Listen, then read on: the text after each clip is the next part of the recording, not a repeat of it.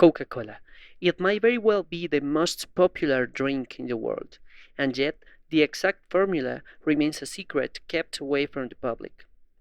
We know for a fact that the original formula contained extracts from coca leaves, and therefore tiny doses of cocaine, as well as cola nuts, hence the name Coca-Cola. However, we cannot be sure if those ingredients remained part of the formulation nowadays. The cocaine was removed from the formula anyway. Several recipes for homemade Coca-Cola can be found online, and they offer a good approximation of the original flavor. Today, I'm trying to make Coca-Cola with easy to find ingredients and see if I can achieve a drinkable and maybe tasty beverage, similar to real Coke. I started by blending 60 grams of coriander and 300 milliliters of water. Then I ground the peel of a lemon, a lime, and an orange. It was really interesting to me that Coca-Cola doesn't seem to be more than a citrus spicy beverage, with some carbonation and a bunch of sugar. For this recipe, I caramelized 100 grams of sugar. To do that, you just need to heat the sugar until it melts. Sugar starts to react at that temperature, and the actual chemical reactions that happen there are not fully understood yet and are actually kind of complex. But they have to involve some kind of polymerization, as the caramel flavor and colors are produced by some sugar polymers.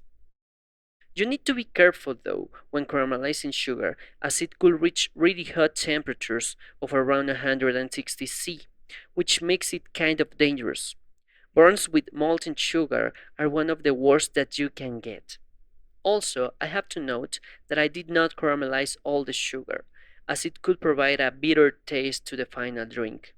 Later on, I added more sugar to the mixture. With the sugar caramelized, I added the coriander to the mixture. This caused the temperature to drop suddenly and the liquid sugar solidified. This might look like a problem, but some mixing brings the caramel into solution easily.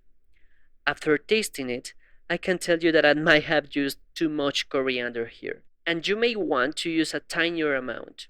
Around 40 grams or less should be fine. Feel free to experiment with different amounts until you get your perfect Coke. After the coriander, I added the peels, 6 grams of cinnamon, 1 gram of nutmeg, and 200 grams of sugar. Again, less sugar might be a good idea, so feel free to experiment. It's funny how Coca-Cola was created with pharmaceutical usage in mind, and the formula contains ingredients that grandmothers used to cure common colds. After the sugar, I added the juice of all the fruits as well as some vanilla extract. I mixed everything under some heat for a couple of minutes to make sure that the essential oils get into solution. Then I removed the heat and waited for the mixture to cool down before filtering it through some cotton. To make the Coca-Cola, you just need to mix this syrup with some carbonated water. The amount is up to preferences, but I would recommend a ratio of 1 volume of syrup to 3 volumes of carbonated water. And there you have it, homemade Coca-Cola. The taste is not as punchy as the original Coke, and as I said, I used too much coriander. But it is definitely similar, and I am sure that the first recipes of Coca-Cola were like this one. Nowadays, they just blend some extracts and flavors, add an emulsifier, carbonated water, sugar, and caffeine. But it is interesting to explore the origin of such an iconic drink. Now, anybody could mix this thing with some carbonated water and call it a day.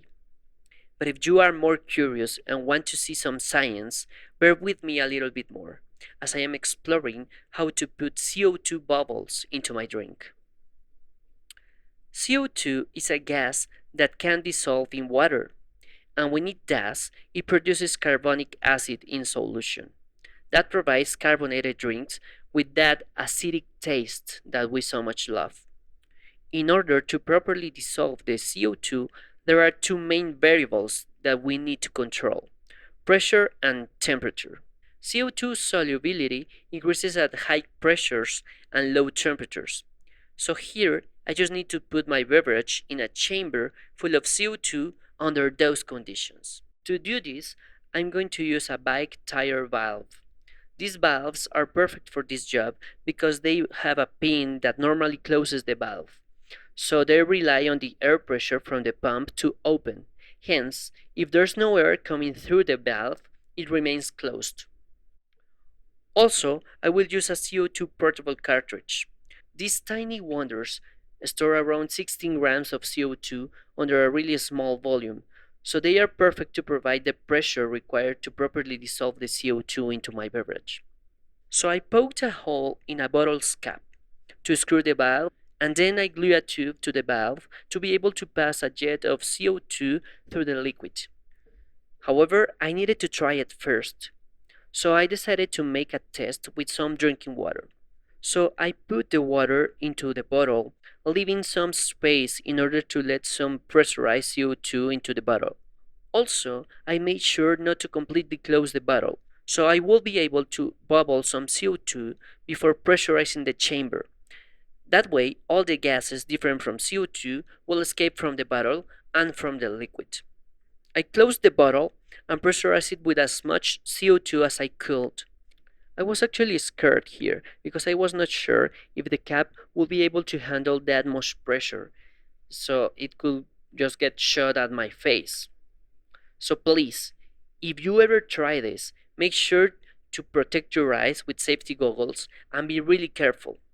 When I was done, the adapter and the valve itself were freezing cold because of the expansion of the CO2, which is interesting to see. In order to cool down the bottle, I stored it in an improvised fridge that I made with a polystyrene box. I did it this way because I was still not sure if the bottle would be able to handle the pressure, and I didn't want the bottle to explode in my fridge. The next day, I opened the bottle and I was so happy to see a bunch of bubbles forming. I tasted the water and it worked just fine. I had my own carbonating chamber. So I was ready to try and carbonate my own Coca-Cola. Just another piece of advice here. Neither the valve nor the CO2 cartridge are designed for food preparation. This means that the final product might not be safe to eat. I am trying this under my own risk. However, I might get poisoned or something. That being said, let's make my own Coca-Cola and try it. I mixed 1 part of my syrup with 3 parts of water and put the bottle in my fridge. To carbonate my drink, I used a new CO2 cartridge, just as a good measure. But according to my test, this might not be necessary. You can prepare 3 of those tiny bottles with just 1 cartridge. I followed the same procedure as with the water.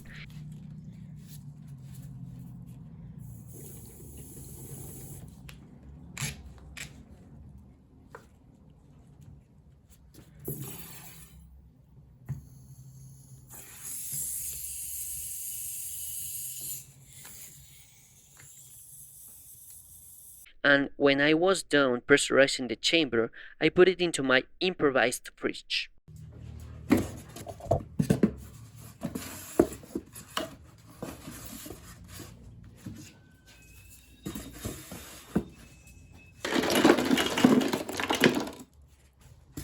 And waited one night to see the result.